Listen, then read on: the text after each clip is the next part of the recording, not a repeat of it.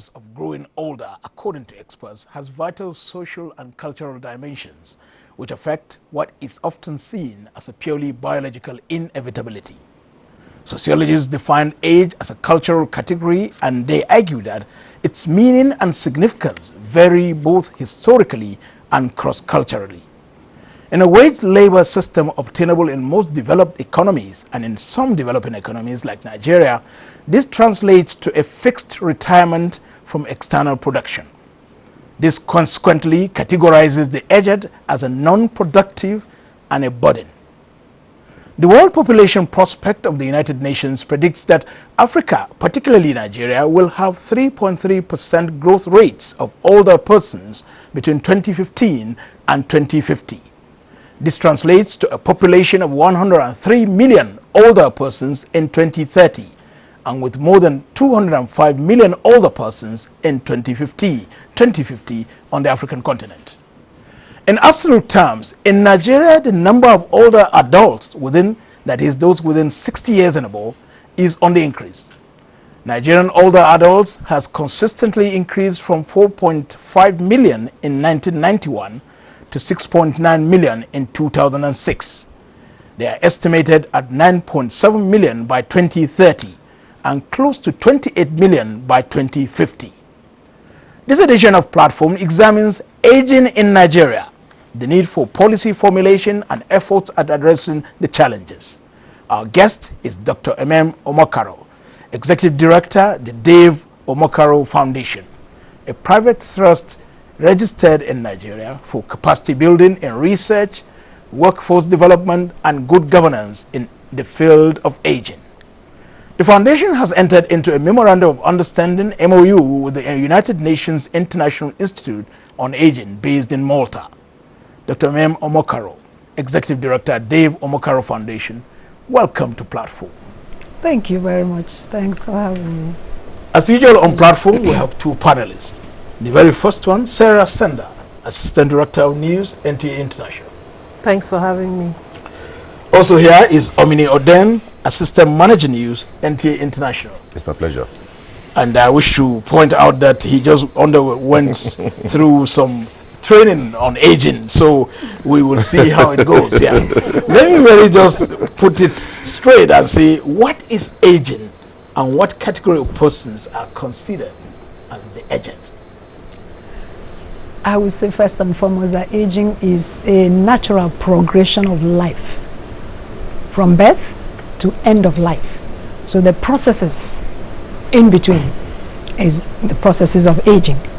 And I would also say that one particular factor is not determinant of aging. So it's not a singular experience, but it's a collection of many factors, like you rightly pointed out in your opening statement.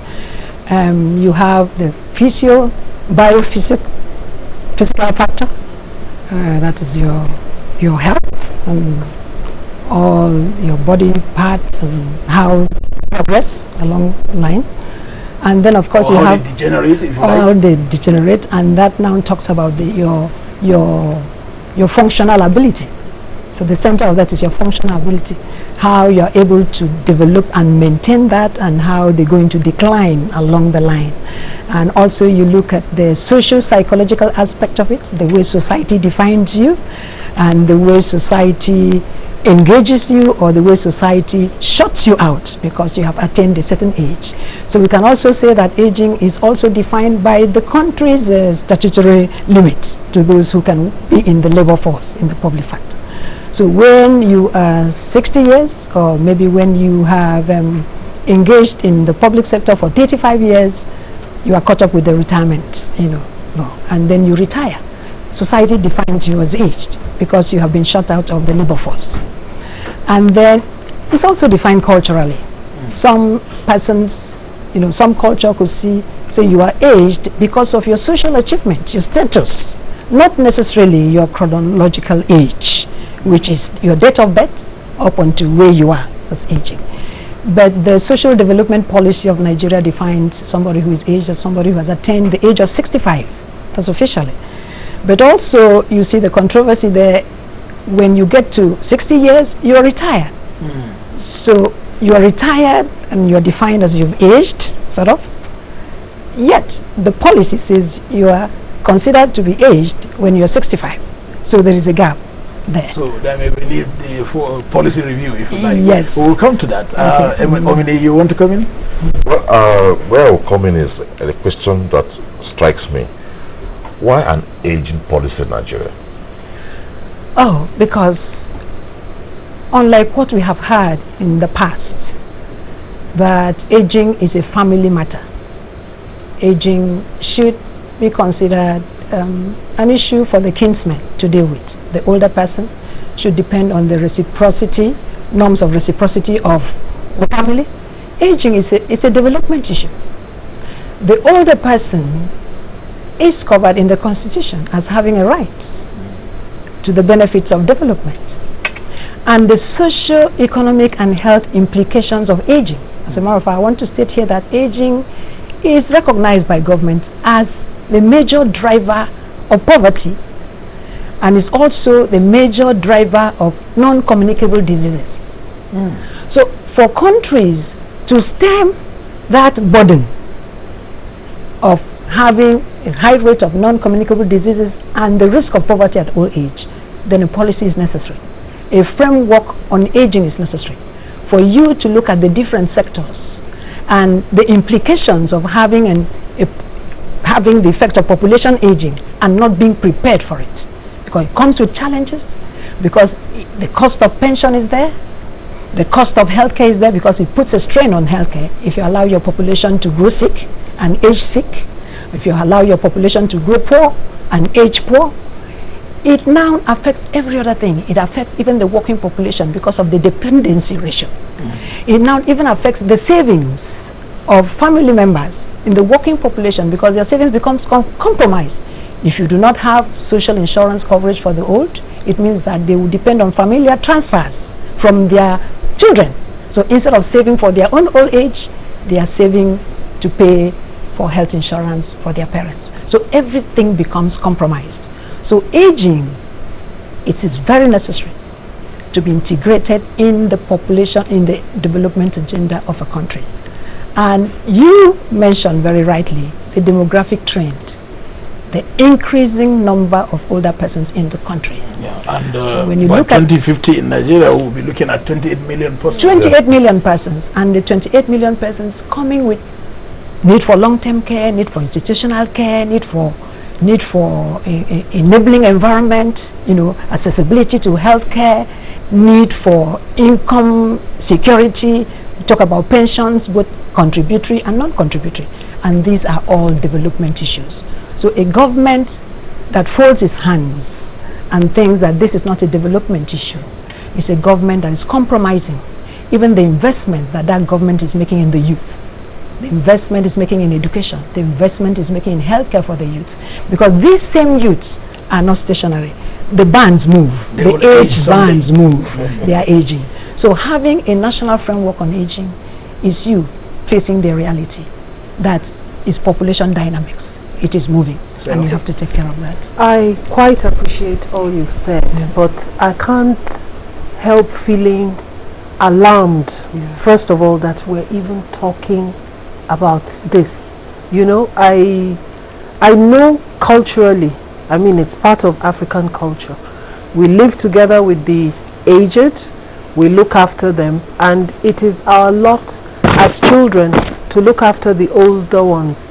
I quite understand that the economy, everything has changed. There is migration, importation of Western culture. You find a lot of children don't even live here anymore to be able to look after their parents. And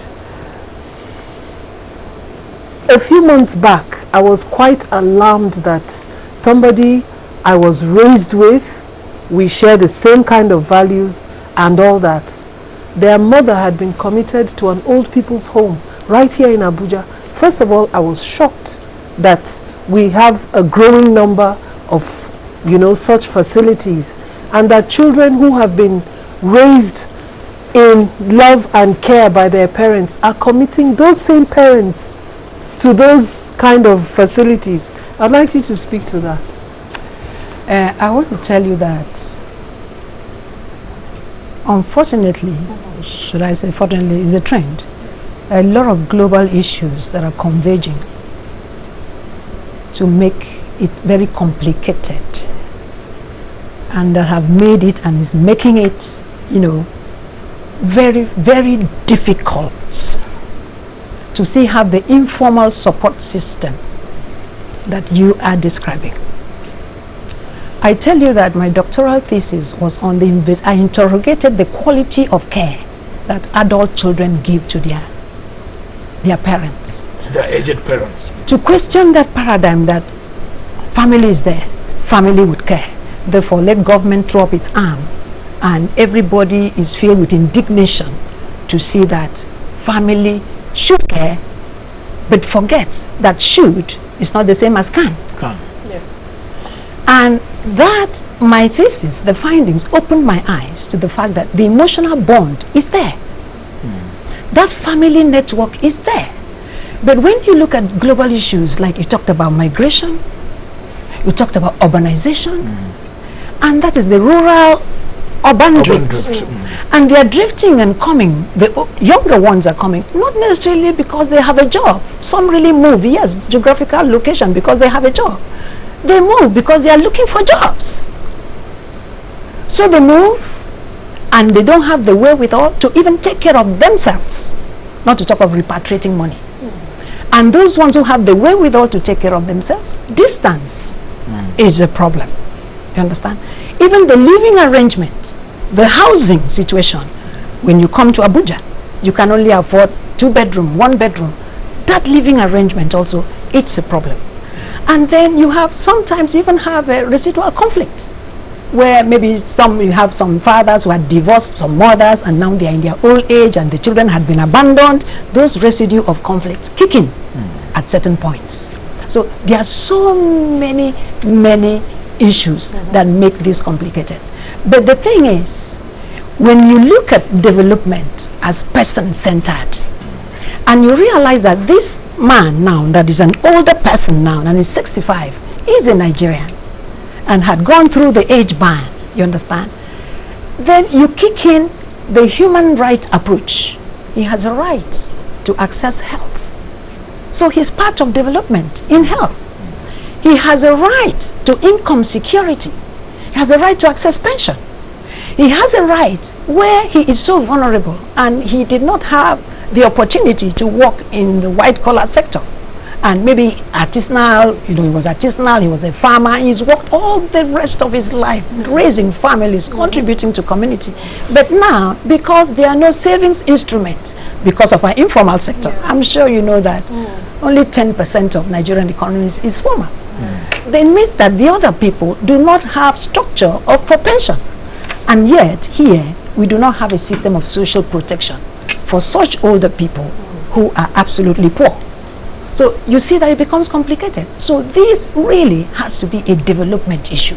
Older person's issue must be integrated in any policy. If it's policy for health, it must be mainstreamed.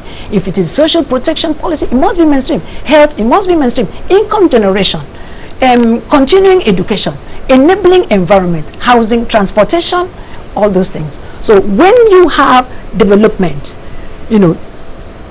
segmenting and budgeting for those things, and you have a situation where the targets are only 0 to 24 or 0 to 45, or you have health and it's just reproductive health, then you know that there's been ageism, there's been discrimination. So now, thank God for the Sustainable Development Goals is insisting that everybody is included. So now we're talking inclusive development. So now is the time for Nigeria to really look at this impending phenomenon. It's called a phenomenon in the United Nations. They are very concerned about Nigeria. You talked about that. So what would you now say as an expert in this field are the consequences of longevity there? But I want to first, you saw me smiling. It's a celebration first and foremost. Longevity is a celebration. In fact, longevity is an indication that fertility is lowering and life expectancy is higher. It's higher. It means that your healthcare, you're promoting healthy aging, healthy growing, and everybody prays to grow old. But it comes with its challenges, but it comes with a lot of opportunities. And I want to say that investing for longevity is a good investment. And investing to develop and more so to maintain functional ability, because there's no need talking about longevity when you are not functioning. When you're not functioning. So that is why we are now promoting the WHO Global Strategy on Aging now is promoting healthy aging strategy.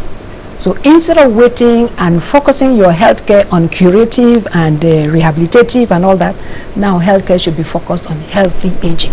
How do we move our youths to have a good lifestyle and age, advance into old age in health, maintaining functional ability? How do we continually engage our older persons who are still functionally able? And for those whose functional ability is declining, how do we support them with the environment, assistive technology to support them to continue to be productive? You see, the beauty of longevity is in the productivity that comes, because now you know that the value of our grandmothers and fathers, I mean, you cannot describe it, you cannot quantify it. Now they are the ones who support, who take care of the grandchildren while we go to work. They are the ones who have the skills and the experiences that should empty into our youth. That culture, that finesse, the value, the core principles that we know as Nigerians, they are the ones. They are the ones who built this country. They are the ones that can help us to leapfrog, you understand? So that you see the mistakes they made, and they can tell you the pitfalls there are there. So that is, these are the beauty of. So now this brings me to the issue. If aging experts promote or try to promote longevity, this presupposes that you will also be interested in the study of gerontology. And I understand, these very gerontologists are not enough anywhere. Oh, not to talk of Nigeria.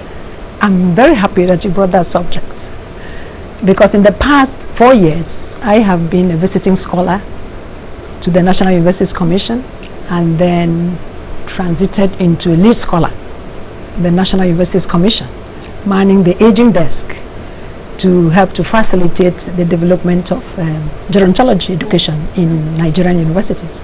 The National Universities Commission under Professor Julius Okuje, very focused about developing gerontology education because it's very necessary. And as we know, gerontology is multidisciplinary. It's where you have all the relevant sciences coming together as a discipline to study aging, the processes of aging, how you can address the challenges, and then how you can exploit the opportunities. So how far have you gone as the lead scholar? Oh, yeah.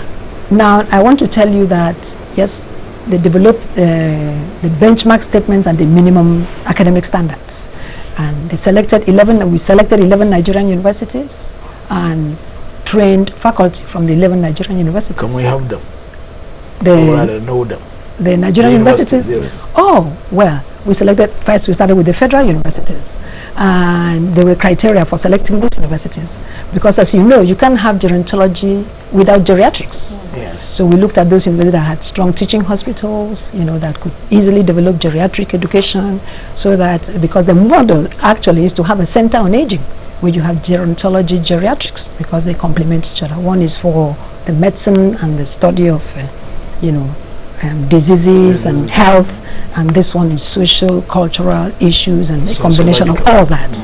So, of course, the Ahmadu Bello University is there, Bayero University Kano, University of Jos, Obafemi Awolowo University, University of Lagos, University of Ibadan, University of Benin, University of Calabar, and then University of Uyo, University of Uyo? Yeah, University of Uyo. Yes. I don't know, Port Harcourt was there. I think I've counted 11. Maybe I've left out some, but I've counted 11.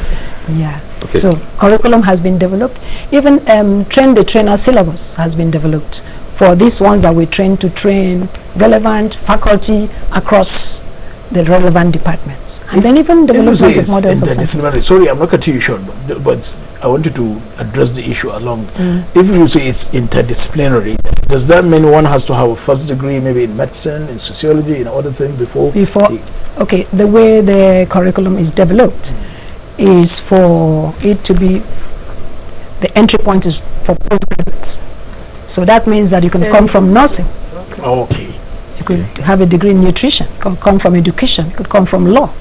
So long as you're interested in the older population, you can do gerontology. So you can't come from media? Oh yeah, you can come from media, of course. That's why I say it's multi. Actually, it is open to every discipline. Internal medicine, community medicine, public health. So where are we now? Have you developed a strategy? Yes. Have you now begun intakes, having new intakes to the postgraduate courses? You know, the National Universities Commission picked that interest, which I forgot to say that it was done in collaboration with the Dave Omokoro Foundation. I actually had a placement as a visiting scholar because of the memorandum of understanding that NUC had with the Dave Omokoro Foundation.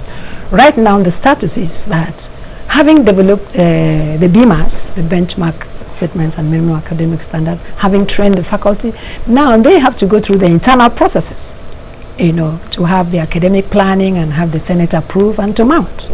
So now it's internal processes. As a matter of fact, very recently I had to submit a report on that, and then I had to submit a fresh proposal looking at the challenges. How come so far you've been back, you've been trained, you have the BMAS ready, so what is going on? So the internal processes. So with the Dave Omokoro Foundation now, having finished that with the NUC, we are very interested in developing technical agreements with any interested institution, because we have technical partners. We have an MOU, like you read it, with the International Institute on Aging, UN Malta. We are signing another MOU with the Center on Aging, University of Manitoba, Canada. These are very reputable institutes. We have the technical partners that can help any Nigerian university to develop a center on aging. So go ahead. Okay, you made us clear that it is a multi-sectoral thing. Yes. Health, education, social, name it. Yes. How do you intend to domesticate? Where do you intend to domicile this policy so that it works in Nigeria? Oh, now we're going back to policy. Yeah, the same policy. Yeah. Oh, yes. Because you could come up with a beautiful policy. If you don't give it a domicile, where to domicile it for implementation. I'll use the model of Canada, which I love. Canada has a Ministry of Healthy Aging and Seniors. Really? Yes. A whole Ministry of Healthy Aging and Seniors. But that ministry doesn't have a budget. But you know what that ministry does? That ministry coordinates and makes sure that aging is mainstreamed in every ministry. For instance, health. So that is the ministry now that says, okay, so what are you doing about geriatric health? What are you doing about long-term care? What are you doing about primary health care? Yes, you can concentrate on women and children reproductive age, but give us the portion that belongs to the geriatrics. That ministry is the ministry that goes to transport, Ministry of Transportation and Housing, and says, okay, you are having the railways, you are having the buses. So how do you integrate older persons in this? Your housing policy, where... How can they access the facilities? How can they access the facilities? So you know that the best way to see development in aging is to mainstream aging. And the best way to make people accountable is for you to have a coordinating office. And I would suggest, if I was asked, and thank God for this. You have been asked. I would suggest that indeed there should be a presidential committee on aging. You know, in the US, they don't joke with their older persons. They are, every 10 years, they have the White House Conference on Aging. Because everybody's emptying into that category, you know, because they recognize the value, the contributions of older persons. They recognize, you know, what the society stands to lose if they ignore, because you're going to compromise other investments. If you don't have a social protection floor, you don't have income security, you don't have enabling environment, you don't have the way of continuing to engage the skills and the talent and the experiences of this, then it's a loss. What is your interest in this whole aging thing? Because you're not that old. Oh, as a matter of fact, if I must confess, it's about me. Because I'm going to grow old. All this is about me. Because I think when I look at myself, I say, having been blessed to go through an experience, and I've worked, I've accumulated, I've raised children, you understand?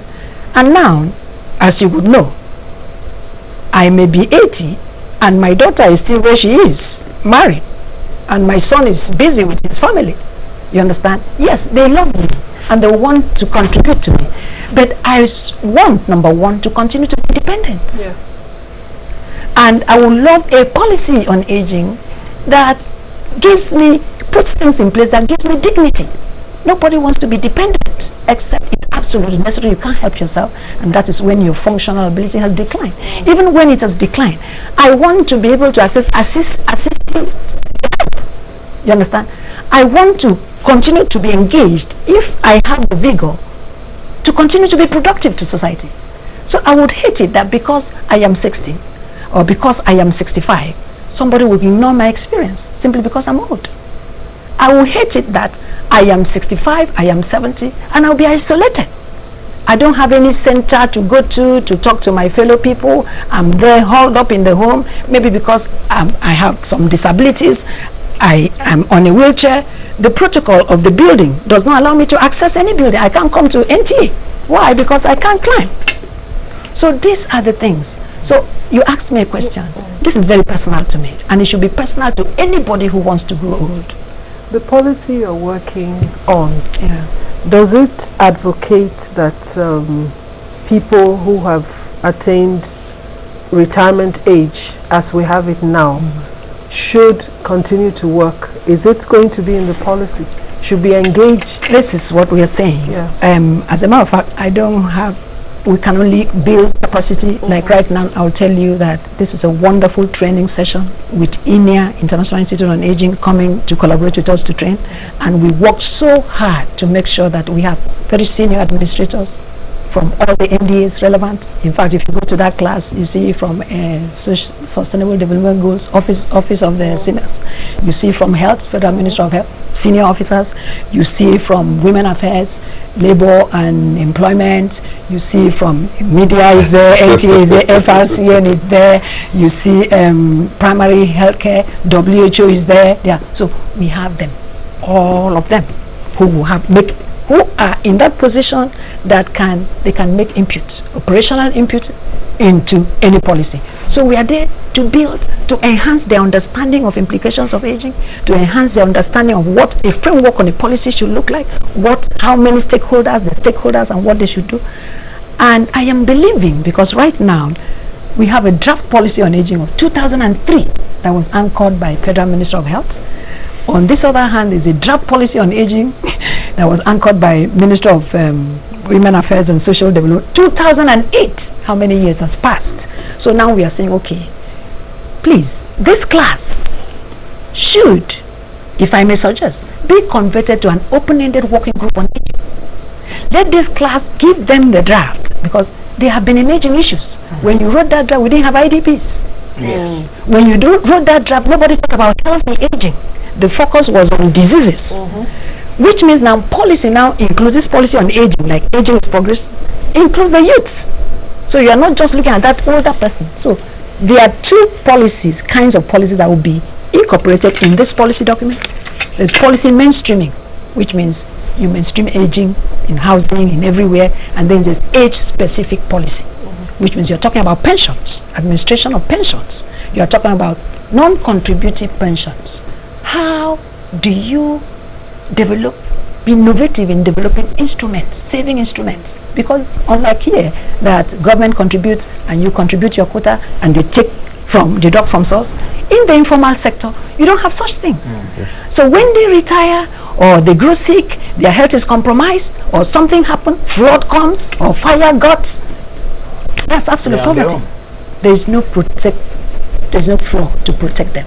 So this policy takes care of that. So we are hoping that rising from this class, the Federal Ministry of Women Affairs will have the statutory mandate on older persons.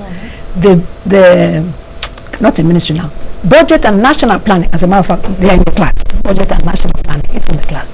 Budget and national planning, and as a matter of fact, the presidency should pick interest in this, because the people that are going to leave that class are not the people who entered the class, because now their understanding has been enhanced, their skills have been developed, they now know from a global perspective what is happening. We now have situational analysis, what is happening in reality on the ground in Nigeria, where we are, where we want to go.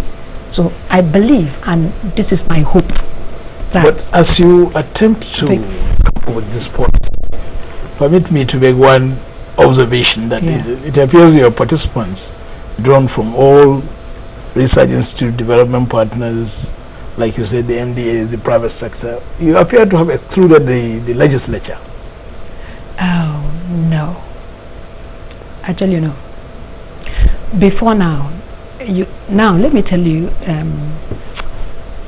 we are co-founders of the Coalition of Societies for the Rights of Older Persons.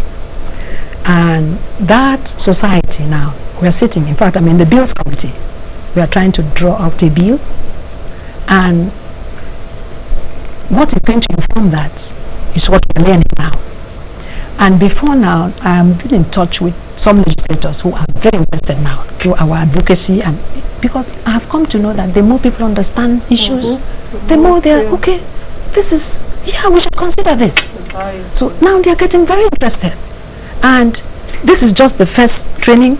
We have lined up training even for the media. I told you, we've lined up training for people who are interested in developing skills for advocacy. We are going to be in touch with the legislators. We have already made inroads, and we have identified those ones who are very interested. So anybody who's interested, we build capacity. What we are interested in getting, we build the capacity to get it. So everybody's covered. As you're developing the policy, at what point will you think you will need legislation to back up the policy? Right now, I tell you that we are drafting some things, but it takes a long time, because you have to add flesh. You have to freshen it out. Right now, what we are doing is that we are studying legislations from all over, comparative analysis of legislation, looking at our indigenous situations, and seeing what works and what doesn't work. Now, this global action plan, aging, conceptualized by the World Health Organization, what is it all about, and how does it fit into, or how does yours fit into that? Okay. Of course, the World Health Organization is about health, and it's a UN body, and they have a department on healthy aging that is headed by John Bay. They've done a lot of research across countries, and then they came now with this change of perspective. Hitherto, aging was almost synonymous with sickness. In fact, in our hospitals, when somebody that is elderly goes to the hospital and says, "Oh, I have pain in my hip," they say, "Oh, it's because of old age." So older persons are underreported, undertreated, underdiagnosed, and in fact, plainly discriminated against. Anyway, WHO now, the goal of this global strategy on aging is simply this: every society should develop and maintain the functional ability of their citizens from birth to end of life. So the point is, how do you maximize functional ability? Because the health of a person determines that a person's experience in old age. Health is central. So it means that every other sector now will anchor on health. So now, there is no typical older person. You cannot describe a typical older person, because it's a range. They may have some commonality and experiences, but it's a range. You can see a 65-year-old man who's full of vigor, full of, and then you can even see a 30-year-old boy who cannot even meet up in exercising, in aerobics. So WHO is saying, do not define old age by disease. Do not define old age by declining functional ability. Define old age, make it person-centered. Look at a person. Look at that man. And development should be person-centered. And what should guide development is health. And what should guide health policy is really not curative or rehabilitative health, because government spends so much money on there, whereas there is no budget for promotional health. That is why primary healthcare centers are of enormous importance. Nigeria is actually not exploiting the benefits of having a primary healthcare center.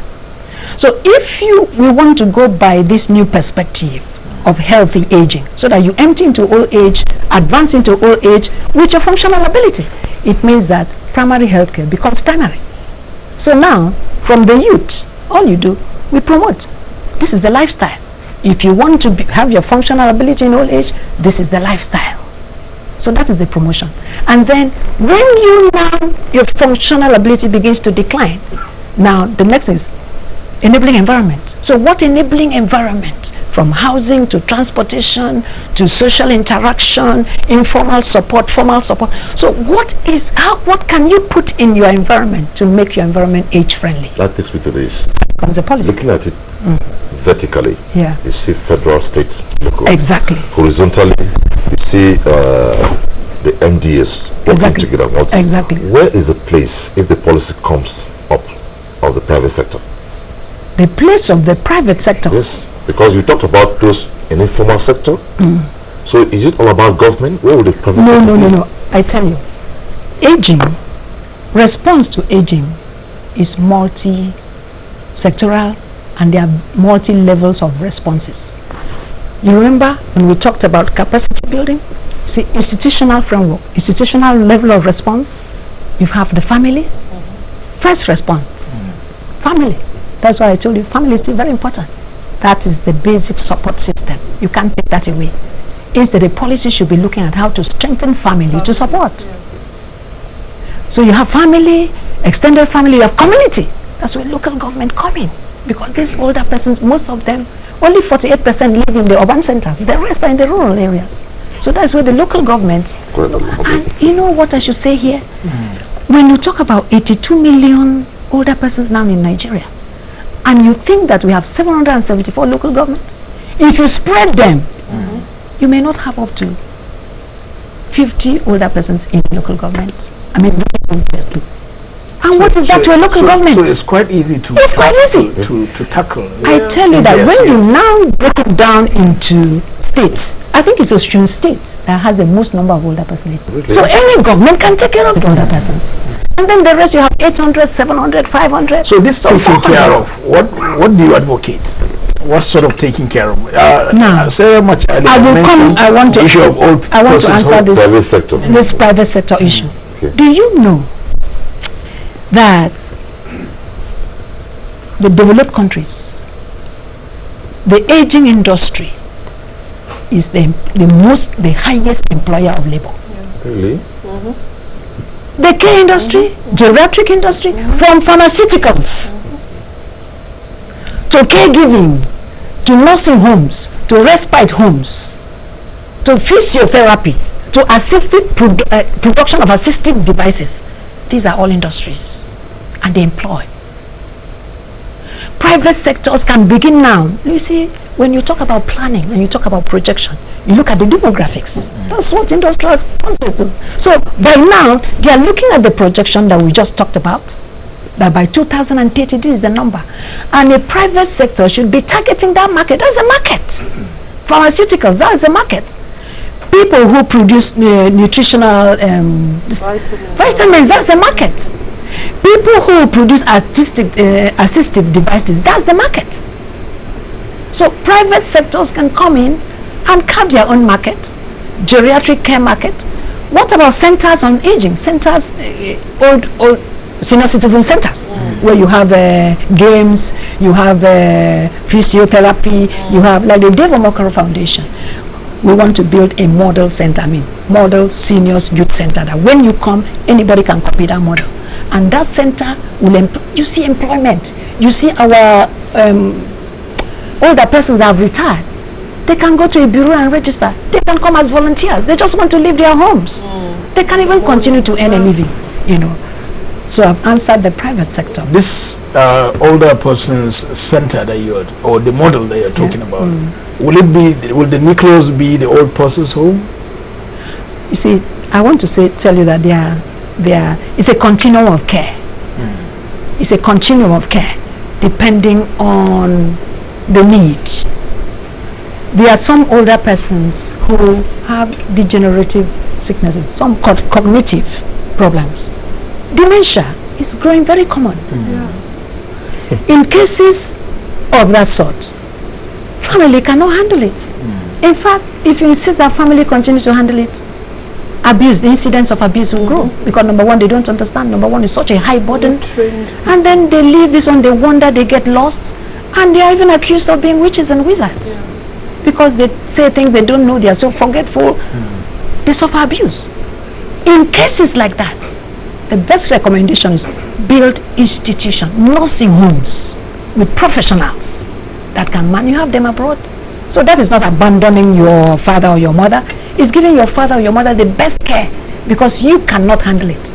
Number one, it's going to compromise your productivity, it's going to compromise your work, and then you're going to grow increasingly very, very resentful, even though you pretend you are happy you're doing it, but you grow the burden of care. Stress is what researchers have studied. It leads to abuse. So we have that is not old people home as we know it. And then you have centers, daycare centers, where because of isolation, because they want to interact, not that they are sick, they want to meet their peers, we build centers. Can build centers where they go out in the morning, you're going to work, you drop your father, you drop your mother, and they meet people of their age, they talk about the Civil War, talk about what they used to do, and because they're still innovative. In fact, United Nations has recognized that older persons now are engine for innovation. They have achieved, they finished their life. Now they can think about things and just be careless about thinking about things. And then in the process, they develop stuff. So that is another continuum of care, just to meet the need for social interaction, to address isolation and all that. That is one. And then you have respite homes. Where does respite home come in? When you have family or persons who are taking care of their parents, and they take care, and because they're so committed, but sometimes they need a break. Sometimes they want to travel. They can't take their mother and travel. So you can take your parent to this well-set respite home and say, I'll be back in 3 days. Oh, I just want to get away for the weekend. They have those abroad. Please take care of my parents, and you pay whatever you need to pay. And you know your parents are in safe hands. Instead of locking them up or leaving them with minor, that's the respite care. So you have continuums of cares, homes like that. And then what we call old people's homes. As a matter of fact, most of those homes were set up by missionaries. And they were dedicated just to give care to people, most elderly people who didn't have family. But now, some of those homes, that brings me now to regulatory, when we talk about legislation and regulation. Most of those homes now are not regulated. So you find incidences of abuse. The environment is not enabling. It's unkempt. Some they keep them there, abandon them. You know. So those homes still do exist, but the nature of the homes now and what has happened over the years make people, when you talk about old people's home, they say God forbid, because now there's a stigma to it. There's an increasing number of people committing their aged to such facilities, even with the stigma. I don't know, committing to such facilities. I don't want to use the word old people's home. That's why I said facility. That is why I'm saying now. That shows you that there's growing need. Not necessarily because the children are wicked. You understand? But some also could be because the children really don't want to be burdened. You know, it's not all. You understand? Now you've talked about the need for a presidential committee. Yes, please. For a presidential policy. And then this is your model of old people's facility. Yeah.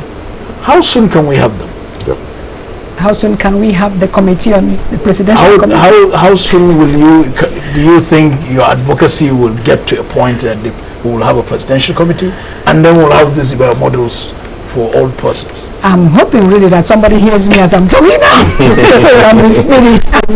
So you see, the beauty of it is that our president is geriatric. He's 72, right? And you see, he's still functioning in the office of the president. He's engaged and he's productive. So think about so many 72-year-olds that are redundant sitting somewhere and what they could do and contribute.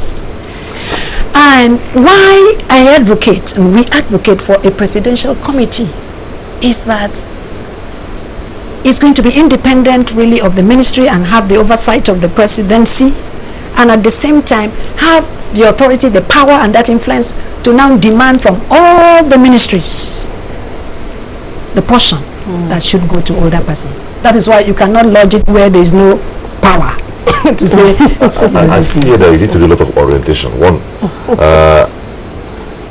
a particular bracket of Nigerians or people in Nigeria will appear threatened, talking about the youths. Yes, I'm going to If say. they don't orientate their minds, they will automatically feel that, why is she talking about older people and leaving us?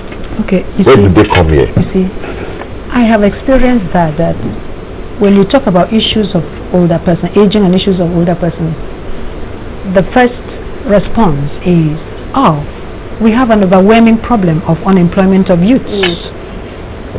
And the perception of the attitude is that they are mutually exclusive. And then they will say the older persons have already lived their life. Lived their life, they should move. Yes. You see, that is the paradigm that needs to shift. Because when you say aging, I started by defining as a natural progression. The age bands move, and every age band needs a specific government investment specific to them. But life costs, knowing that they will move. So you are equipping them for the next age band they're moving. For instance, you have 0 to 4. What is the need of 0 to 4? Immunization. Immunize them. Nutrition. You know, so that they can build bones. And then you move early childhood education to develop their brains and then to equip them. And then you move to 15 to 24. That's when our our education kicks in. You are trying to track those who have skills and may not necessarily go to university. The vocational schools come in. So every age band have targeted investment, but the targeted investment is to prepare you for the next age band. So it's not in silos that you develop this one, and when you're going to target this one, it becomes a threat to this. It's a life course. And when you have the old people's facility, you give the opportunity, like you said, to begin to dream. As a matter of fact, innovate. The best facility is when you have seniors and youth interacting. You build intergenerational solidarity. And this takes me to our rural communities. When you have the number of older persons in the rural community who have been artisans, farmers and all that, living on subsistence, the question we should ask is, how do we secure their income? How do we give them that protection? But if you think back to our traditional days, you know that they have indigenous association. Yes. You have the Osusu, do you understand? And then these communities had resilient. So now, I think we should think back. How do we capture the core values of the past that provided that informal support? Now it is, and modernize it so that our youth can still be part of it. At the same time, the community can still continue to be resilient. So, we need a policy on aging. Exactly. Very quickly, you talk about Madrid Plan of Action on Aging. Oh, yeah. Very quickly, how do you translate that to the Nigerian environment? Okay. The Madrid International Plan of Action actually is what is called in the United Nations the Bible of Aging. All the member states in the United Nations came together over the years. It started with the Vienna International Plan of Action and then moved to the Madrid. The Madrid simply has 3 pillars. When you look at aging, 3 pillars. 1, aging and development. Aging has to be integrated in development. We dealt with that. So you don't say aging because they are old, you neglect them, you bring discrimination, you bring ageism. They are still part of development. So move the band and target investment according to the band and know that one band empties into the other. Otherwise, if you compromise any band, you're compromising the rest. Now, then the next pillar is healthy aging, advancing health and well-being into old age.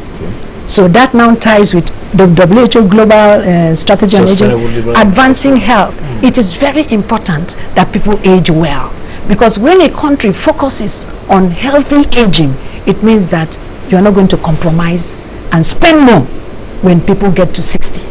And then the next one is providing enabling environment. So housing, transportation, whatever infrastructure you are putting, have in mind that there are some persons that may come with some disabilities, so you don't discriminate them. So that ties, in fact, the objectives of the Madrid International Plan of Action and the recommendations can be adopted by any country to have a frame and outline for their policy. Then just yeah, it is on that note that we may have to stop. You know, time is fast spent. Dr. Emem Omokaro, Executive Director, Dave Omokaro Foundation, thank you so much for educating us on the philosophies behind the issues of aging, the need for policy, and of course the need for enabling environment. Of course, Odem, another aging expert, thank you so much. Myself and Sarah Sanda have been educated. Sarah Sanda, Assistant Director of News NT International, thank you for your time. Thank you. Platform examined the phenomenon of aging in Nigeria and the challenges of policy formulation with the Executive Director, Dave Omokaro Foundation, Dr. Emem Omokaro. She said her mission is to forge innovative strategies and partnerships to facilitate research and manpower development in all facets of aging. Dr. Omokaro advocates the need to mainstream aging and issues of older persons in policies, sector strategic plans, program and activities across age bands in Nigeria and beyond. That's Platform. I'm Muhammad Kudu Abubakar. Bye for now.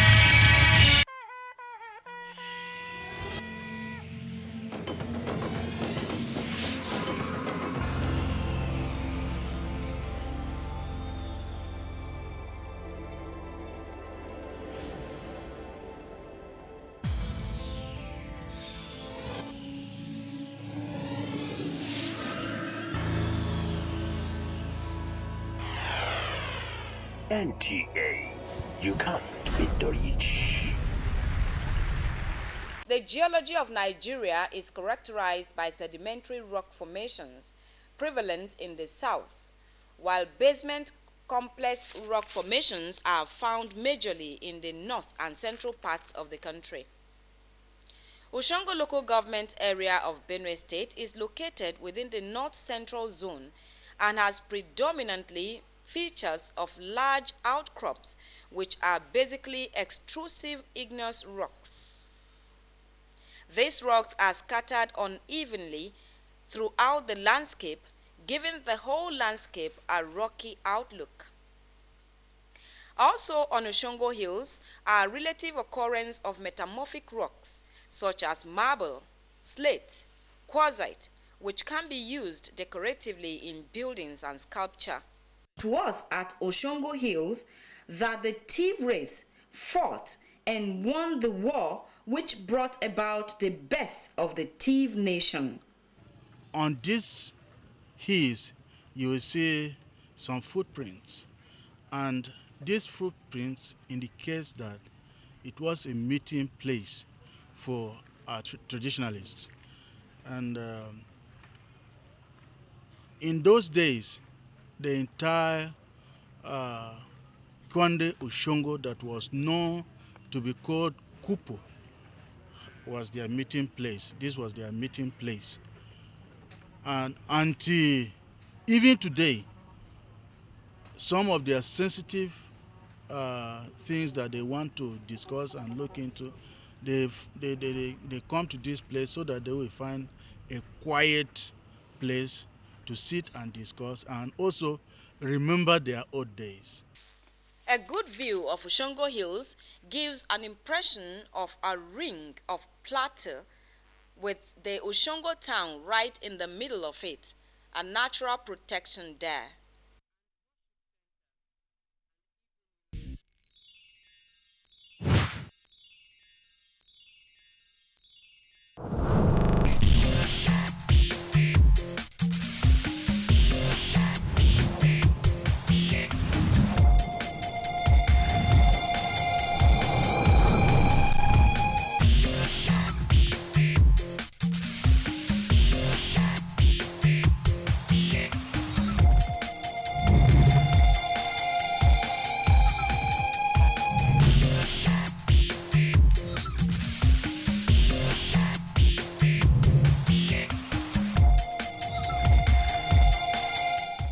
Hello and welcome to Entertainment Gist, the one fun program where you get juicy details about your favorite celebrities, what they are up to, what we are expecting from them, and of course, what they have done. I am Cynthia Banyogo and I'm here to take you on a ride through the world of entertainment. But first of all, let's quickly talk about social media. And by social media, I mean Twitter. Yes, Twitter has increased the 140 character limit, but not for tweeting generally, but for quoting tweets of your favorite celebrities, the videos, the pictures, and of course, every other person. Amazing. But they should not make the mistake by making tweeting more than 140 characters. People will tweet novels. But anyway, now let's move into entertainment just properly. We're looking at the 2016 Emmy Awards, which has come and gone. Trust me, the red carpet was lit. Like, I saw Tara J.P. Henson, I was like, what? Girl, you slaying. But right now, we're not talking about the dresses, we're talking about the awards. And we'll be bringing to you the 2016 Emmy Awards highlights. Don't go anywhere. The 68th Primetime Emmys took place. The show was hosted by Jimmy Kimmel. If your show doesn't have a dragon or a white Bronco in it, go home now. The People versus O.J. Simpson. The People versus O.J. Simpson, American Crime Story. People versus O.J. Simpson, American Crime Story. O.J. Simpson versus The People led the way with 5 nominations and a win for Courtney B. Vance. You know, you listen for the first syllable. That's all I listened to, and I knew it was me this time. Sarah Paulson, who won the Best Lead Role for Nasha Clark, turned up at the Emmys with the real Nasha Clark. Sarah Paulson, who played Marsha Clark and actually brought Marsha Clark with her tonight. Because everyone in LA knows if you want to win, sit next to Marsha Clark. It was very meaningful to have her here. Game of Thrones broke the record with 25 nominations and won 3, including Best Drama Series. It will be bigger, and it will be better, and it will also be worse, but mostly better.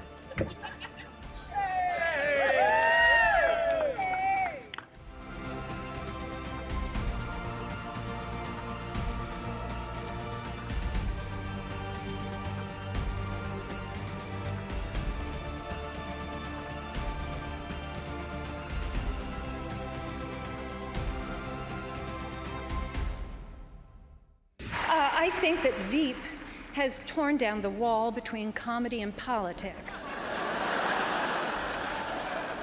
Our show started out as a political satire, but it now feels more like a sobering documentary. So I certainly do promise to rebuild that wall and make Mexico pay for it.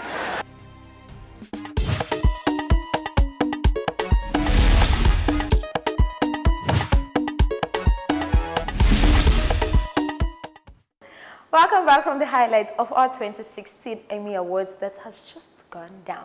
Now we are looking at one of Hollywood's most favorable, most cutest, most admirable couples who have decided to break our hearts. Yes, I'm talking about Team Brangelina.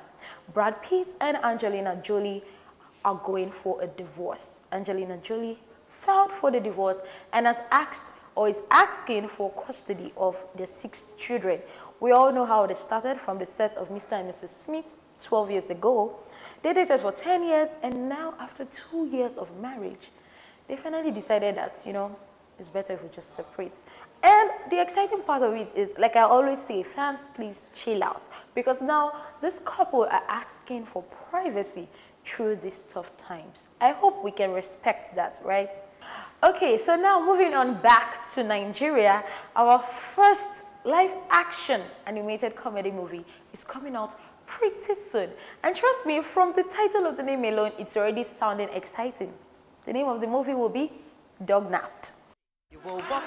Andy is the greatest stand-up comedian Nigeria has to offer. There's just one little problem.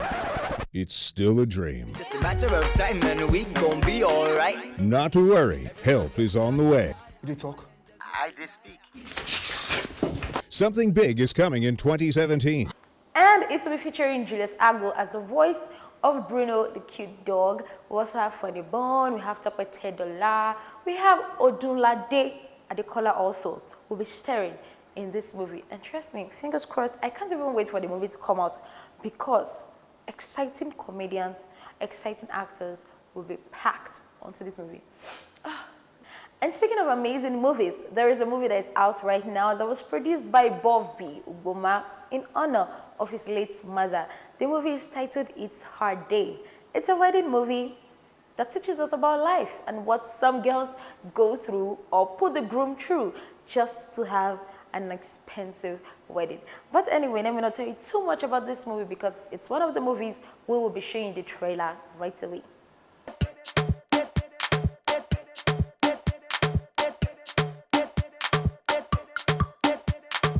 Middle of the ocean, there lies an island where animals rule. Is there anything you wouldn't eat? Until the day. Whoa, whoa, whoa. What's out there, Mac? I'm not sure what it is. They got an unexpected visitor. Oh, land, sweet land. You need to find out what these newcomers' intentions are. Look, he stripped off his skin. It's hideous. I'm going to be sick. Uh-oh. From Summit Entertainment. How am I ever going to survive on this island? Pull back the hammer, and... That's not gonna work. What's he doing? Ow! Building a human nest in the tree. What do you say we help him out? Now what is going on? Really? Get ready for the wildlife. This year. Pirates? This is not good, Mike. To save their island. Get him! They'll have to work together. Many thanks, Scrubs. And survive each other. This could be more complicated than I thought.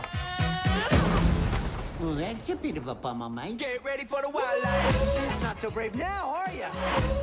Here we go again. Ain't nothing wrong with a few curves. Oh. I'm coming, mate. So long, knucklehead. You mangy cat. Get ready for the wildlife. Rosie, you're looking good. Easy, big boy. Come on, everyone. We got them surrounded. Attack! Yeehaw! Get ready for the wildlife. Hang on, Crusoe. Wasn't so bad. Get ready for the wildlife. The wildlife. Don't you guys think if all the comments are positive, people would realize it's arranged? I just gave you a negative comment now. The last comment was very negative. Please remind me. This girl is pretty to a fault. No homo. I have nothing to do with those stories you are seeing on the blogs. And I would definitely need to know the people that you're inviting. We don't want a nuisance at the wedding. This is enough to take you. You pour us now. We called you here to pay for the artist that will be performing at the reception. 2 million naira only. 4 million naira only. If you don't want it, I can strike it out. Leave it! As a family, we are behind you. Anyone you choose, we are behind you. You change your mind, we are behind you. Him be say, if we see where your life don't dey danger, we will tie you rope. I'm not confused whether it's a wedding or show we are doing like it's as if it's marriage unplugged.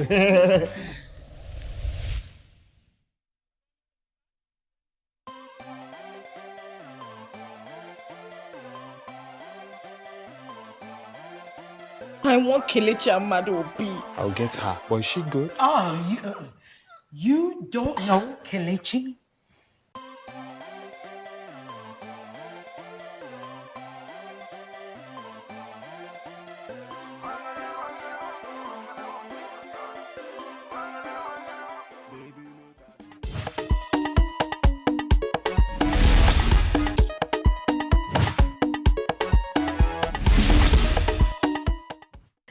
Welcome back from our movie trailers.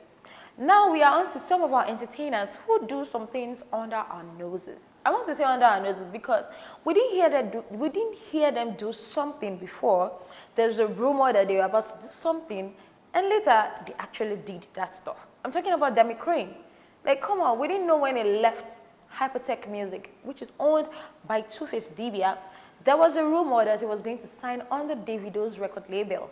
And Davido's team came out and debunked the rumors.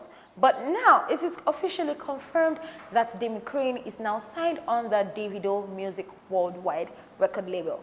And I'm like, well, it's all good. So for those of you that are thinking it's still a rumor, it's now true. Congratulations, Demi Crane, and I hope you keep making good music.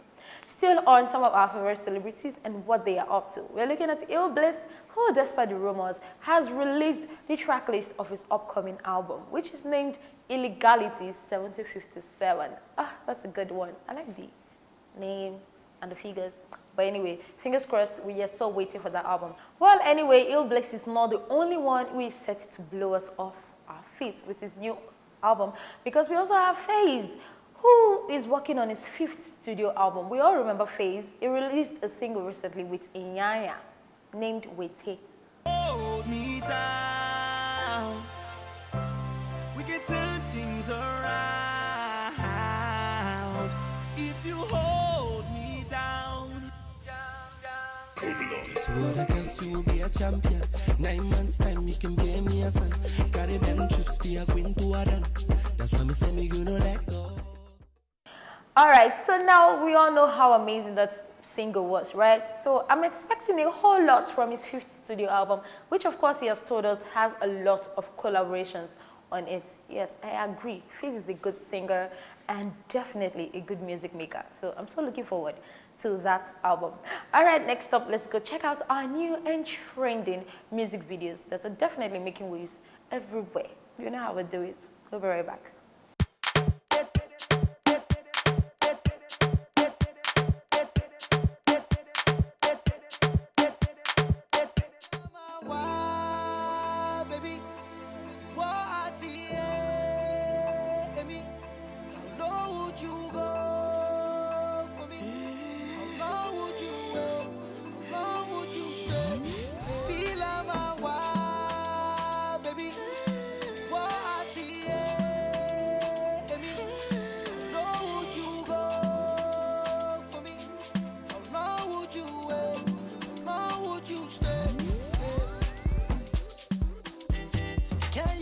Strings in the guitar.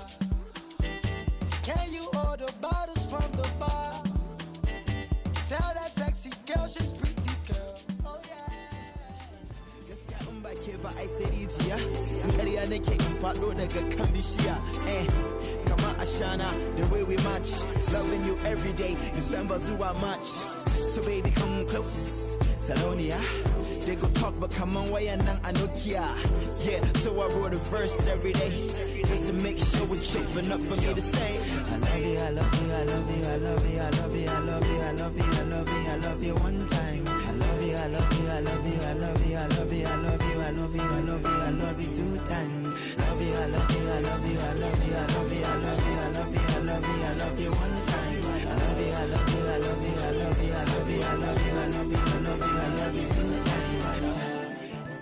No, say you don't think aging now. Is your heart made of metal? Just take the vow.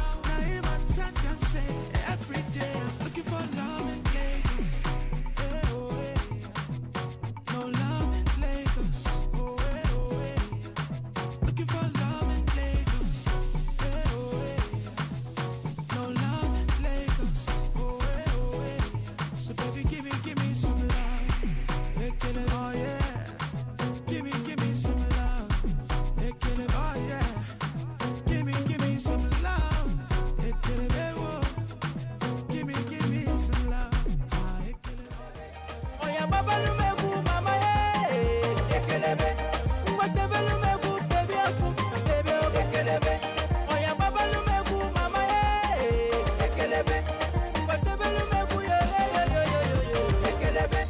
If you get your ilaga, make sure she know say you love her. Make you buy her moto, buy her Cubana and Gucci. For this life where we did, not only today, no tomorrow. If you love your woman, follow her they go. Hey, Malanga the sweet people tomato just. Hey, mama. Malanga na African woman correct. Oh. Hey, mama. Malanga too fresh, my baby. Yo yo yo. Hey, mama. Malanga na African woman original. Smoking I go legalize oh. Me and you go organize oh. In my quadada oh. Anyway you want me I go there oh. On when let by get no no no no. He hot different na kono no no no. He anything na chono no. Of him a shisha your chada go no no no no. I'm a me fan no no no no. Happy fair hana kono no no no. Of him ba monga no no no no. It's you who can ne go no no. Pina follow me ah yeah. What are the matters? Say no solumo. Hey, if you go back, the way I am loving you. It's just one I sing in the Congo. Me I love you.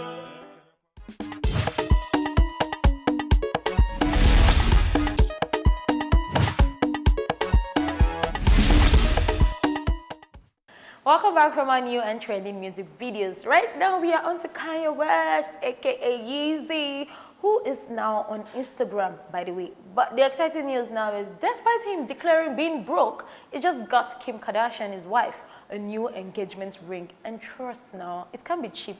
It will definitely be more expensive than the one she was wearing before, right?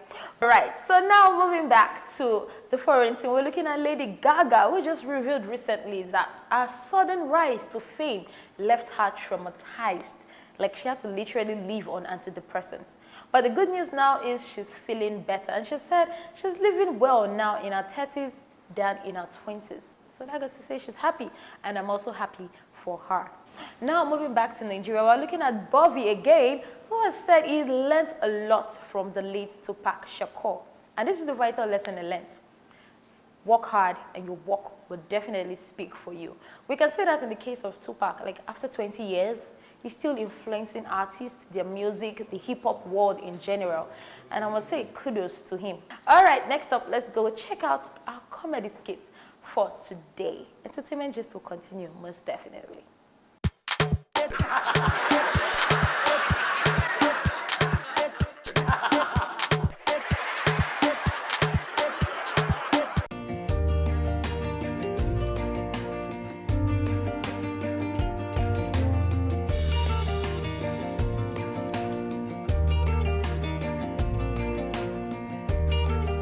Gimme.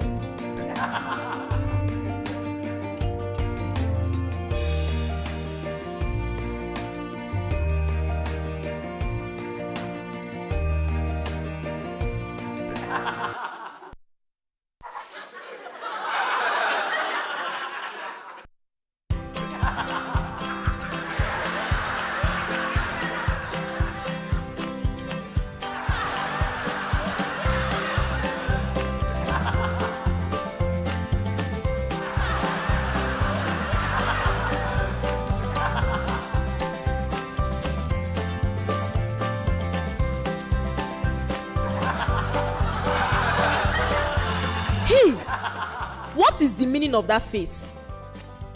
Do you even know what you look like? But it's your daughter that started doing it though. Mommy, I did not do anything. Hey, shut up and stop that nonsense. And mind your business.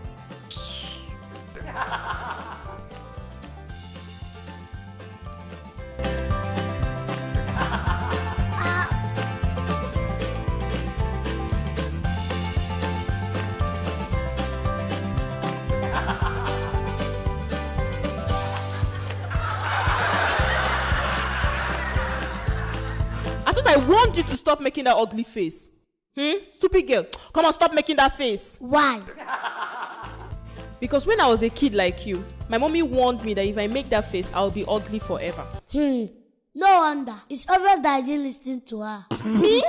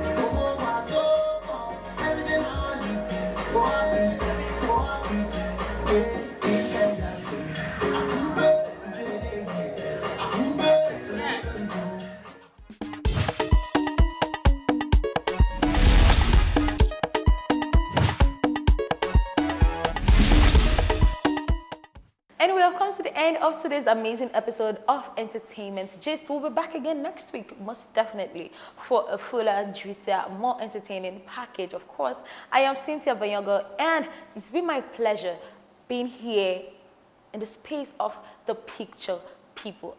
Amazing place, I must say. But anyway, see you next week, same time, same station, and go follow me on Instagram and on Twitter at PrettyChi. Ciao.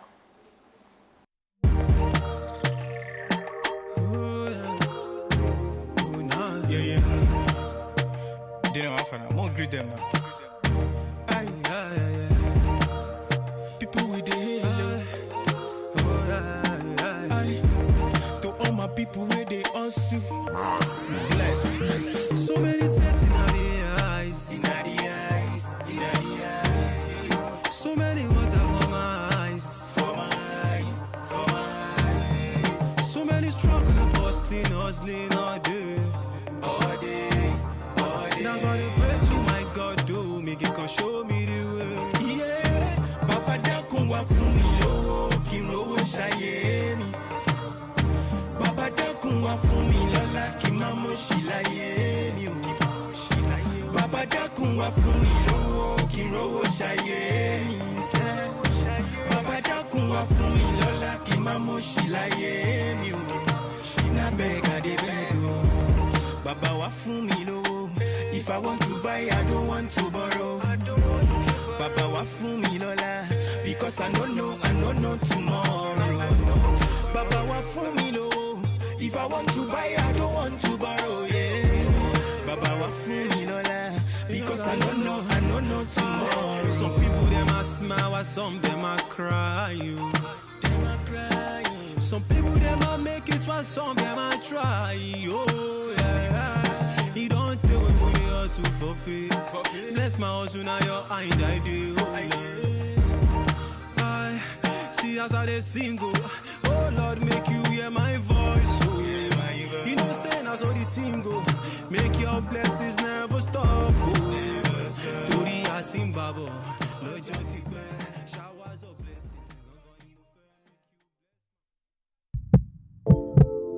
Gas pipelines are the arteries for powering electricity. When the artery is burst, then the entire system collapses. Vandalizing gas pipelines is a criminal offense against the Nigerian people. Let us join hands and protect our gas pipelines from the enemies of Nigeria. Report any suspected vandal to the security operatives. Let us stop vandals before they destroy our collective national heritage, so we can have the Nigeria of our dreams, where there will be light at all times. This message is brought to you by the Nigerian Television Authority, NTA. From its terrain, rocky, its mountains stretch undulating, well complemented by hills, valleys, and green lowlands. Oh, I love Plateau State. It's a beautiful land endowed by nature with rich and fertile soil. Its climate, Mediterranean, tolerates the cultivation of vegetables of all kinds. Carrot, cucumber, green beans, cabbage. Oh, so much of it. The weather is something else, very friendly and accommodating. Little wonder it is a heaven for the Europeans as well as nationalists from other states of the Federation. I love Plateau State because Plateau State is a very beautiful state. The people are accommodative, they are friendly, they have different kind of food. See the rocks, the valley, the weather. And I think I love Plateau State. It's just beautiful, a place everybody should come and see. What I like about Jos is that the weather is very conducive, and the people, they are very social. They relate to people a lot, and they are friendly. Plateau State is a home to be, you know, the beauty of the place. We are blessed with so many resources, the rock, everything. At least it beautify our environment. Plateau is a nice place to stay. It's full of hospitality, everything. At least it's home to be. I love Plateau State primarily because of the weather. I love cold weather. If it could be cold like this 13 months in a year, I'd love it. The terrain is also very beautiful. The people in Plateau State are also very, very friendly. It's a lovely state. I love Plateau State. I love Plateau State because environment is welcoming, is friendly. I also love Plateau State because I grew up in Plateau State, so that natural love will definitely flow. Actually, the weather condition in the Plateau is very nice because, as you can all see, people from neighboring states normally come here because of our weather. And the people of Plateau are very nice people, friendly, kind. I love Plateau State because of the weather condition, and it makes it possible for a lot of vegetables and other kinds of fruits to be grown, and it gives me a lot of I have varieties to pick from. I think I love that.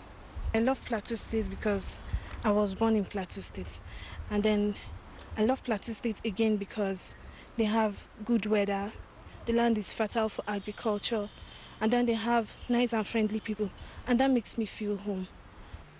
Plateau, the beautiful, is a tourist delight. The wildlife park, the Aso Falls, and others like it, the Naraguta Leather Works. Plateau, indeed, the home of peace and tourism. It be worth your while visiting the Plateau. I love Plateau State.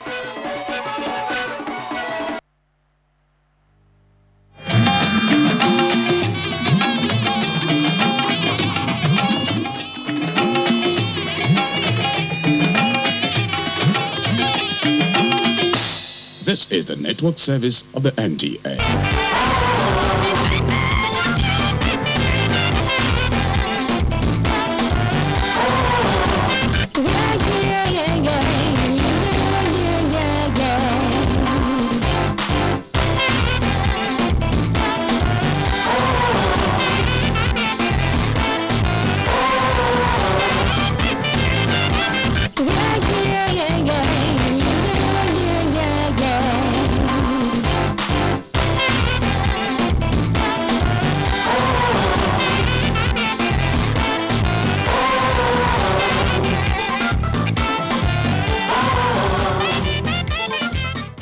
Do you get tongue-tied each time you are standing in front of an audience? Or are you in your element when addressing a crowd? Well, today on Window on Abuja, we are going to focus on public speaking. I am Fatima Umar Buba. It's always good to be in front of you.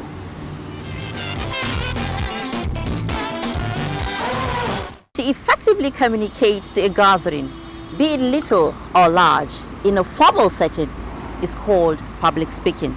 Well, let's learn more on public speaking in this feature.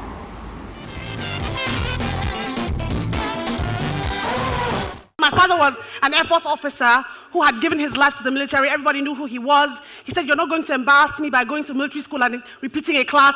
Hails to the no. So he now changed and put me in Air Force Secondary School in Lagos, where we wore blue shirts and blue skirts.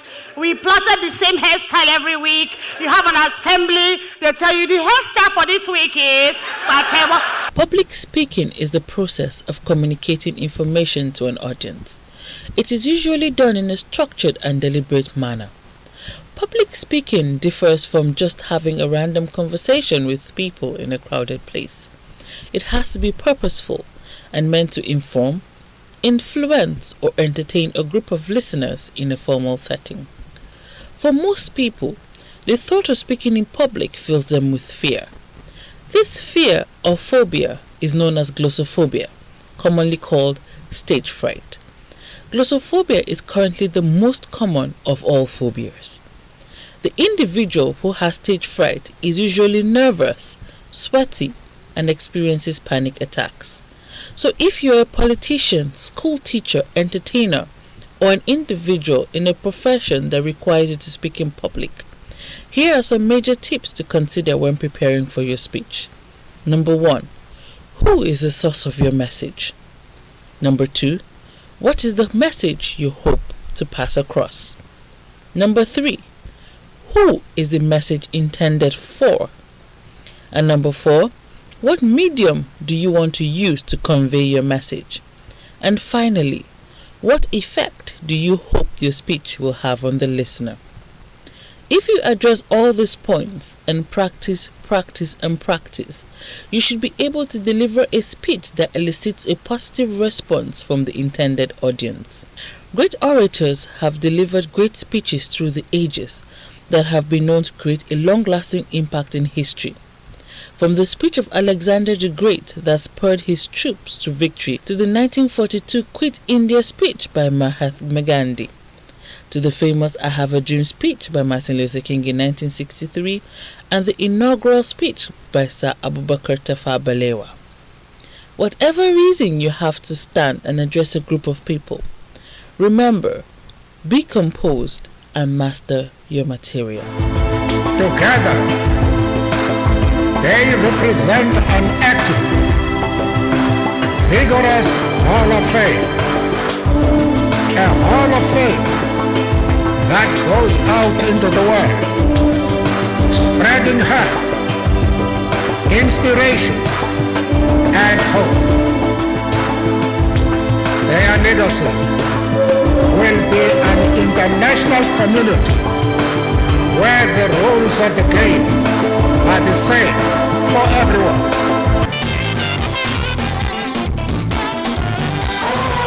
The feature has said it all, that public speaking is not just getting up in a gathering and speaking randomly. It has to be in a formal setting, and also it must have a purpose. Well, earlier in the week we spoke to Samuel Jonathan about public speaking. He is an expert on public speaking. He's going to give us so much, because I learned so much with him within the week. Watch and see.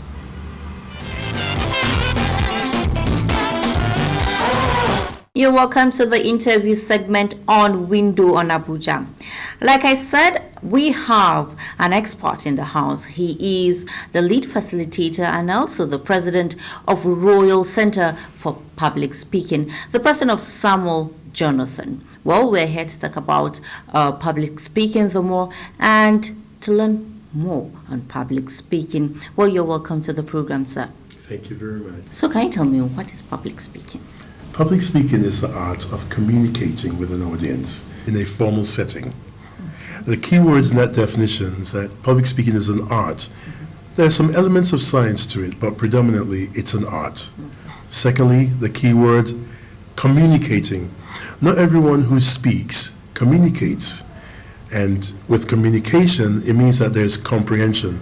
So not only are you conveying or sharing information, but you're ensuring that the listeners or your audience have an understanding of what you are sharing with them. Okay. And then the next one is audience. The key words in that definition. Audience is the next one. Okay. You must have an audience in order for you to be a public speaker. And finally, formal setting. Some people may be wondering, formal setting, does that mean I have to be at the International Conference Center or I have to be in an office before I am in a formal setting? No, formal setting essentially has nothing to do with the brick and mortar, but it has a lot to do with the nature of the gathering, a purposeful gathering, a gathering with an agenda. Okay. So once again, public speaking is the art of communicating with an audience in a formal setting. So why do you think people are afraid to speak publicly? It's part of human nature.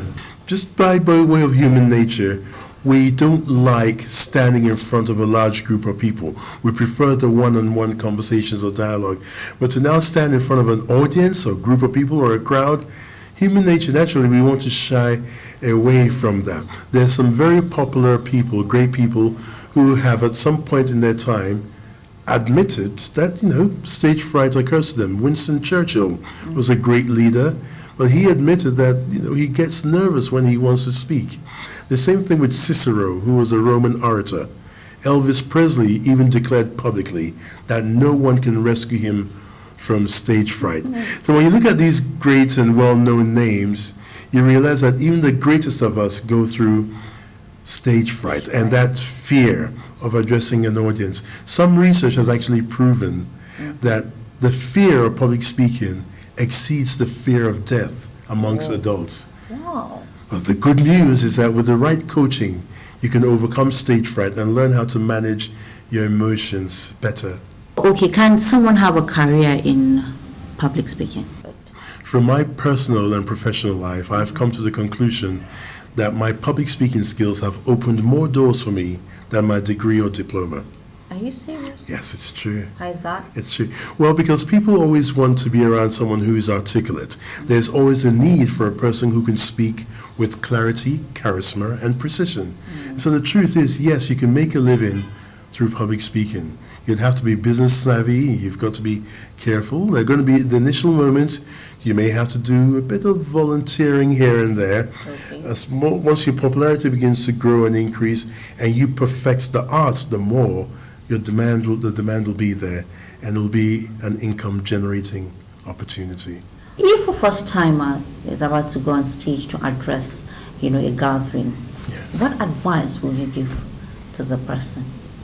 First and foremost will be making sure the individual has adequate and exceptional knowledge of the topic you're asked to speak on. If you don't have expert knowledge on that subject matter, it will be better to turn the invitation down than let the event organizers down. Many a time when people are invited to speak, they quickly say yes because it's an opportunity to be heard and seen. Public speaking goes beyond that. Public speaking essentially should be to enlighten and empower others. So if you don't have enough knowledge on that topic, it's probably advisable to let it go. Secondly, your preparation is important. Some people would say, Mr. Jonathan, I studied my script. I wrote it over and over again. I rehearsed it in the mirror a lot of times. That's not the end of preparation. Conducting what we call venue reconnaissance is important. Going to the venue to see what the venue looks like. The layout of the venue is important. The day you're going to be presenting or speaking should not be the first time you're seeing that venue. Another thing too is going to a venue as a member of the audience is different from going to that same venue as a speaker. So you being familiar with the layout is ideal, but going there prepared with the mind that, look, I used to sit in the audience and listen to other speakers, but now this time you're going to be on stage. So being very familiar with the venue is important. Thirdly, I would say that do some research on the audience you're going to be addressing. We call it people IQ. Essentially, it has nothing to do with the intelligence of the audience. It has more to do with your intelligence as a speaker about the audience. How many people will be coming in? Can you imagine, if you think you're going to be speaking to 200 people and you walk in and you see 2,000, can that bring some stage fright? Yes, it can.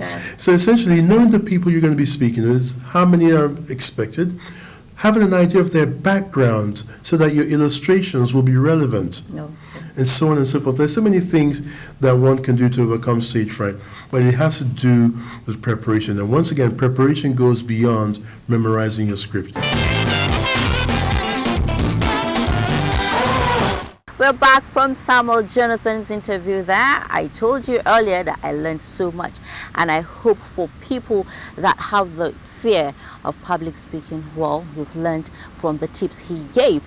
Well, moving over now to our top 5 music videos on Window in Abuja. What and what made the rounds? Find out for yourself.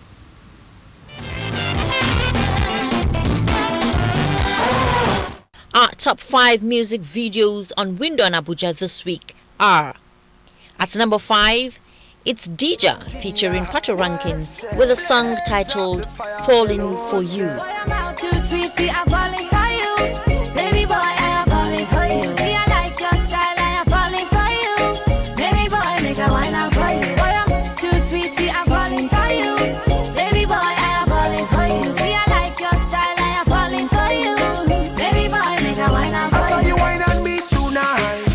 I'm gonna go crazy. Girl, you not gonna sleep tonight. I'm on a democracy. I swear you not gonna sleep tonight. Girl, when you whine at me tonight. Girl, you not gonna sleep tonight. At number 4 is Simi featuring Falls, the bad guy. Say, sister, please wait. I wanna talk to you all day. I say, tell me what do you want? Make it all be like say to the front. He said it's only gonna take 1 second. He gonna ask me stupid question. Have I met you before? Is your brother Paul?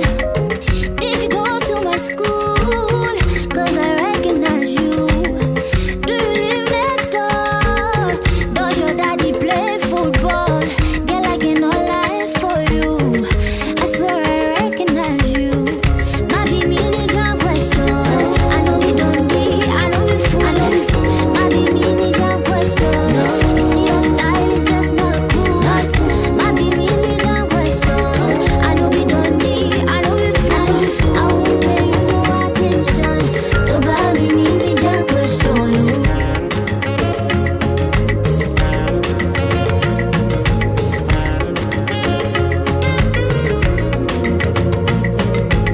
I saw he see me for movies one night. He gonna look me like say he won't swallow me. He say, sister, you look nice. At number 3, it's Praise featuring Pato Rankin with a song titled Harder. The way that I'm singing, da-da-da. I'm singing the way that she's feeling. Bring your body, let me feel it. Da-da-da. Baby, bring your body, let me feel it. No retreat, no surrender. I won't be your defender. Anytime, anywhere, I go be your supplier. No retreat, no surrender. I won't be your defender. Anytime, anywhere, I go be your supplier. At number 2, it's Ice Prince with song Boss. The track was produced by Techno. Popping in my name, bottles in my name, shopping in my name, flexing in my name, jumping in my name, jumping in my name. I thought about getting money, but Orobo no sabi to shake body. Oh yeah, like I no getting money, but you know say now like body scatter the place. If you want play me conny, you know say you don't go funny. If you dey look me for face, you go see say I dey look you for face. Yeah, sure you feel my beat, and you dey see us sitting baby. All my guys them G's, and we keep it 110 degrees. Yeah, falling is a must. Girl them a coming in a rush, and them a up and leave, and them a flying overseas. Yeah. Our number 1 video for the week is Fino with the song Connect. It's all my money, we take go nuts, we take go nuts. If I not him on with me a lot, you not even messing with my connect, Years ago I'll never forget. Them say I no go far, I say I'm the local. I say me now the boy global. And one no can, you sing it how far. And I don't go down, will be your supernova.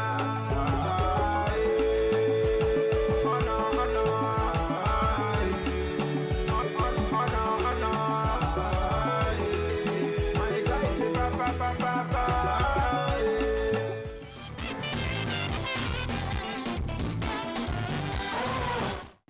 You're welcome back from the top 5 music videos here on Windows and Abuja.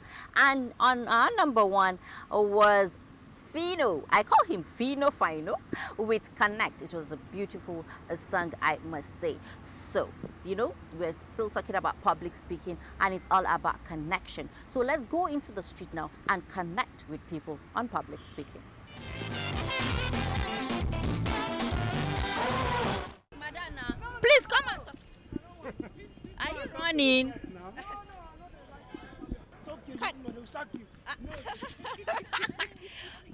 Do you like to speak public? Yes. Okay, so you don't have that fear of public speaking? Yes. Why? Because speaking in public shows that you are courageous, you are bold, and it's very good because you cannot speak in public. Maybe, take for instance, when you are having a meeting, you cannot raise your voice, even you have something to say within you. Yes. Those particular points will definitely die within you. Because when you speak out, other people will learn. There are some things that people don't know. But when you speak in public, people will learn from your speech. So it's very good to speak in public. So, but what gives you that confidence? Is it your background or what? Actually, it's not the background. It's the training, the knowledge that you have. Okay. So it depends from personal training. Okay. What do I mean by personal training? The personal training is maybe when you are in your room or somewhere, you ask yourself that when I get to a meeting, I will say this, I will say that. Okay. So you prepare yourself ahead of time, beforehand, so that when you get to the